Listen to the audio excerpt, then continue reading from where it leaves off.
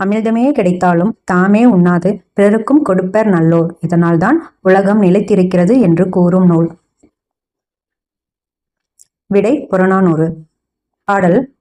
உண்டால் அம்ம இவ்வுலகம் இந்திரர் அமிழ்தம் இயவதாயினும் இனிதன தமையர் உண்டலும் இலரே.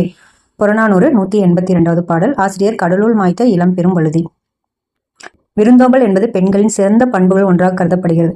இதோட பாடல் அல்லில் ஆயினும் விருந்துவரின் உவக்கும் என்று நற்றினை குறிப்பிடுகிறது.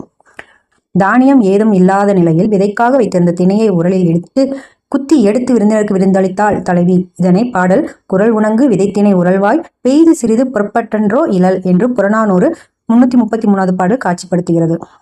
விருந்தினர் வந்ததால் தன் கருங்கோட்டு சிறியாளை பணியம் வைத்து விருந்தளித்தான் என்கிறது புறநானூறு. பாடல் நெருணை வந்த விருந்திற்கு மற்ற தன் இரும்புடை பலவாள் வைத்தனன் இன்று இக்கருங்கோட்டு சிறியாள் பணியம். புறநானூறு 316வது பாடல். விருந்தை எதிர்கொள்ளும் தன்மை. இல்லத்தில் பலரும் நுழையும் அளவிற்கு உள்ள பெரிய வாயிலை இரவில் மூடுவதற்கு முன்னர் உணவு உண்ண வேண்டியவர்கள் யாரேனும் உள்ளீர்களா என்று கேட்கும் வழக்கம் இருந்தது. பாடல் பலர்புகு வாயில் அடைப்ப கடவுணர் வருவீர் உளிரோ என்று குறுந்தொகை பாடல் 118 அடிகள் புலப்படுத்துகின்றன. மருந்தே ஆயினும் விருந்தோடு உண் என்று கொன்றை வேந்தனில் அவையார் பாடியுள்ளார். அவர் பாடிய தனிப்பாடல் வரகரிசி சோறும் வளர்ந்துணங்காய் வாட்டும் முறமுறவெனவே புளித்த மோரும் திறமுடனே புல் வேலூர் பூதன் புரிந்து விருந்து இட்டான் ஈது எல்லா உலகும் பெறும்.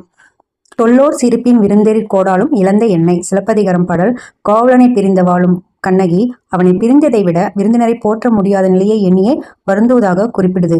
விருந்தினரை போற்றி பேணல் பழந்தமிழர் மரபு என்பதை இளங்கோவடிகள் உணர்த்துகிறார். அறவுணர்வும் தமிழர் மரபும். திருவள்ளுவர் இல்லறவியலில் விருந்தோம்பலை வலியுறுத்த ஒரு அதிகாரத்தையே அமைத்திருக்கிறார். முகம் வேறுபடாமல் முகம் மலர்ச்சியோடு விருந்தினரை வரவேற்க வேண்டும் என்பதை மோப்பம் குலையும் அனிச்சம் என்ற குரலில் எடுத்துரைக்கிறார்.